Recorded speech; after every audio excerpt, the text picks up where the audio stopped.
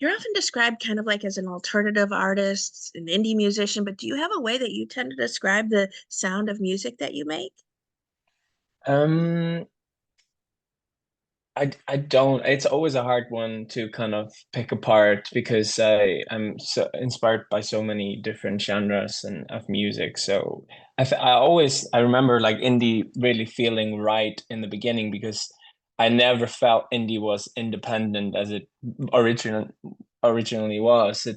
It just was a word that I could like have a like I felt that my music really connected with. I don't know why. It just was a nice little like a cool word that made sense to me. And I feel like it sets a broad spectrum of sound and it's kind of I usually just try to yeah, it's very feeling based. So I think that's like it fits better than like folk or pop or rock or whatever because all of these influences are inside it. I feel like an alternative maybe, but that still feels like it's more moments of alternative than like that per se. So I think indie is probably the best description in my opinion. When you were growing up, who were some of the musical influences you had? Um, Jimmy Eat World was one of the biggest. I really like my first real love for music was in this pop punk emo scene, and I was such a emo kid, and so I think a lot of people that connect with that music can hear that in my music because it's kind of like a new clothing about for those melodies and harmonies and those ideas. And so Jimmy Eat World, Death Cab for Cutie, Band of Horses were like my like the Shins, just obsessed with those bands and Postal Service. Um, yeah. Congratulations, you have a new song out now, Chasing the Night. It was just released Yeah, yesterday. exactly. What kind of fan response have you been receiving to it so far? Really good, really good. I feel like people are catching on my new album. It's the fourth single of an upcoming album coming out in June, 7th of June. And yeah, it's really like I feel like now people are getting where I'm heading. So people are getting excited. It's really nice. Talk about the story then behind Chasing the Night.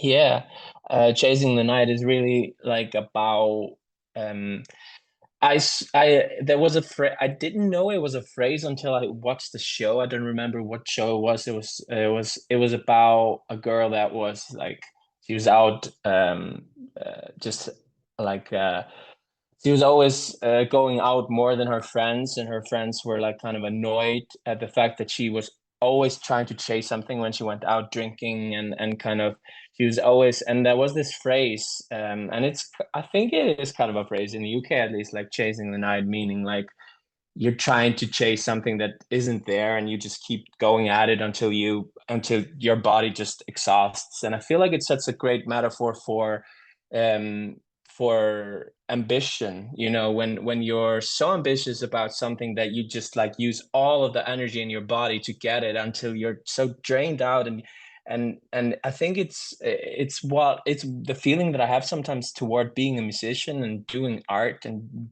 it's like trying to make this more than what it is to me in today's age. So it sets a broad like for me, Chasing the Night is about this feeling of just really just trying so hard to get something, and it just feels so far away because of course in like at the end of the day you're not really chasing something that exists, you're chasing a feeling that only you can give yourself internally. So yeah, so I'm just in that song I'm expressing a person that's just not really getting what it means to yeah, just working really hard to get something and it feels out of touch. That's the expression of the song.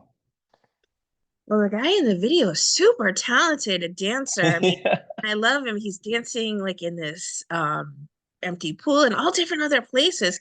How does the concept for the song play into this incredible performance? I think like it was Magnus Andersen, who's the director of the music video and is the director of all the music videos for my album. We kind of we created like a really a feeling that we, yeah, with this song we really wanted to capture this feeling of one person just going at it, and it was quite clear that we wanted an improvised dancer involved, and he had somebody in mind in Stockholm. He's based in Stockholm, so he's worked with this guy in some things before, and he was like, oh, we have to get this guy if he's available. And it just came together so smoothly for what it ended up being, and all the locations. It's just like, and Magnus Andersen, he's brilliant mind, and I wasn't really on set with that. Like that's the only video that I wasn't on set for, because it was, we were like making all the music videos in 1 month, and then this was like additional to that. And yeah, but the idea of like, yeah, just bringing somebody in, and we wanted to like capture a city mode, so I think Stockholm felt better than something in Iceland, because it's harder to capture that essence of a city life in a small town like Reykjavik. So yeah. When it comes to your songwriting, do you tend to have a specific process? Maybe you start with a beat and then you craft lyrics around it, or is it the opposite? I usually start with something visual. Like I set a visual scene of, because I have numerous ways that I've tried make work. I've tried writing lyrics first. I've tried writing like, for the longest time, it was usually just sitting down with an instrument and like going into a moment, going into something, and it's like hoping that the feeling would come and just write that way. But I found a trick that really helps me get into that mode without like depending on the kind of, like depending on the creative uh, ghost, you know. And because that was like a more frustrating approach, like always waiting for that kind of inspiration to hit. Whilst look, like my trick now is I open Pinterest and I scroll through a lot of amazing just photographs and quotes, and just like super amazing art from different people, because it's so located in such a compressed way that I can like zoom in on one thing and maybe something sits together. It's just such a, it's like a whirlpool of ideas that just I get a theme from, and that theme, like my upcoming album Away from the Stream, is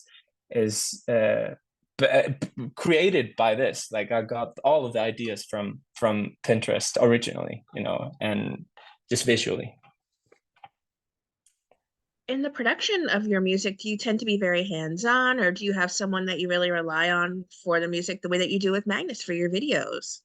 Yeah, it's a very similar approach actually. Like if the more I bring onto the table, the further we can go, I feel like. And because I've worked in ways where I depended on a producer solely, and then it does a great job, but it feels less personal to me. But with the last two albums, for example, I have created the whole skeleton of the song, and created the instruments, and created the harmonies and the ideas, and then I bring that session to somebody that can mix it beautifully and know, oh yeah, let's do that again, or let's do this part better. And then so I basically maximize my ability, and then I go to a producer, and then we take it as far as he can go, and that is usually in a quite good place then, in my opinion.